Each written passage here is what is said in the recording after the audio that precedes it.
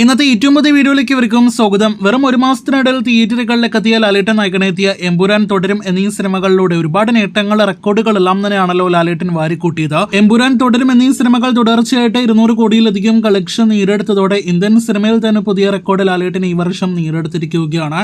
ഈ വർഷം ഇതുവരെ 200 കോടി കളക്ഷൻ നേടിയെടുത്ത നടന്മാരുടെ പട്ടികയിൽ ഏറ്റവും അധികം 200 കോടി കളക്ഷനുള്ള നടനായിട്ട് നമ്മുടെ ലാലേട്ടൻ മാറിയിരിക്കുന്നു. ഇന്ത്യയിൽ ഈ വർഷം 7 നടന്മാർക്കാണ് 200 കോടിയിലധികം വേൾഡ് വൈഡ് ഗ്രോസ് കളക്ഷൻ ഉള്ളത്. അതിൽ 2 എണ്ണം ലാലേട്ടനാണ്.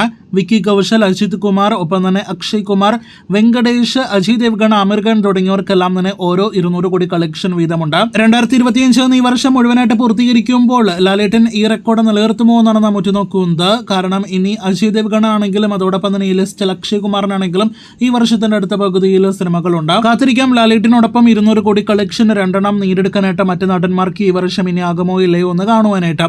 ഇനി പ്രധാനപ്പെട്ട ഒരു റിപ്പോർട്ടിലേക്ക് വരികയാണെങ്കിൽ അതൊരു ചെറിയൊരു നിരാശ റിപ്പോർട്ട് തന്നെയാണ്. 2025 ഈ വർഷത്തിന്റെ ആദ്യ 3 മാസങ്ങളിൽ, അതായത് ജനുവരി, ഫെബ്രുവരി, മാർച്ച് മാസങ്ങളിൽ നമ്മുടെ പ്രൊഡ്യൂസേഴ്സ് അസോസിയേഷൻ സിനിമകളുടെ കേരള ഷെയറും ബഡ്ജറ്റ് റിപ്പോർട്ടെല്ലാം തന്നെ ഡീറ്റെയിൽ ആയിട്ട് പുറത്തുവിട്ടിരുന്നല്ലോ. എന്നാൽ കഴിഞ്ഞ 3 മാസങ്ങളിൽ ആ കണക്കൊന്നും തന്നെ പ്രൊഡ്യൂസേഴ്സ് അസോസിയേഷൻ പുറത്തുവിട്ടിരുന്നില്ല. ഇപ്പോഴത്തെ ആ തീരുമാനം തന്നെ പിൻവലിച്ചിരിക്കുകയാണ് സംഘടന എന്നൊരു റിപ്പോർട്ട് വന്നിരിക്കുകയാണ്. ഇത് തികച്ചും പ്രതിഷേധാർഹമാണ് എന്ന് പറയാതിരിക്കാനായിട്ട് വയ്യ. കാരണം ഏപ്രിൽ മാസം മമ്മൂട്ടിയുടെ ബസൂക്ക എന്ന സിനിമയുണ്ട്. പലതവണ റീഷൂട്ടും ഷൂട്ടെല്ലാം തന്നെ നടന്ന സിനിമയ്ക്ക് എത്രത്തോളം ബഡ്ജറ്റായി എന്നൊരു അറിയാനായിട്ട് ഒരുപാട് പ്രേക്ഷകർക്ക് കൗതുകമുണ്ടാകും. അതുപോലെ 10 കോടി രൂപ പോലും ഷെയർ വരാത്ത സിനിമയുടെ കൃത്യമായ ഷെയർ എല്ലാം തന്നെ അറിയാനായിട്ടുള്ളൊരു മാർഗ്ഗമായിരുന്നു അത്. കൂടാതെ ഏപ്രിൽ മാസമായിരുന്നല്ലോ നമ്മുടെ ലാലേട്ടന്റെ തുടരും എന്ന സിനിമ കേരളത്തിൽ 50 കോടിയിൽ പരം ഷെയർ കളക്ഷൻ നേടിയെടുത്തത്. അത് കൃത്യമായിട്ട് അറിയാനുള്ളൊരു മാർഗ്ഗം കൂടിയാണ് ഇപ്പോഴത്തെ അടഞ്ഞു പോകുന്നത്. ഇതൊന്നും കൂടാതെ തിയേറ്ററുകളിലെ ഭേദപ്പെട്ട കളക്ഷൻ നേടിയെടുത്ത പടക്കളം, പ്രിൻസ്, ഒപ്പം തന്നെ റോന്ത്, വ്യസന സമേതം, ബന്ധുമിത്രാദികൾ സിനിമകളുടെ എല്ലാം തന്നെ കൃത്യമായ ബഡ്ജറ്റ് അറിയാനുള്ളൊരു മാർഗ്ഗം കൂടിയാണ് നമ്മൾ സിനിമാ പ്രേമികൾക്ക് നഷ്ടമാകുന്നത്. 50 ദിവസത്തെ സക്സസ് സെലിബ്രേഷൻ നടന്ന സിനിമ കൂടിയാണല്ലോ ദിലീപിന്റെ പ്രിൻസ് ആൻഡ് ഫാമിലി. ലിസ്റ്റിനാണല്ലോ സിനിമ നിർമ്മിച്ചത്.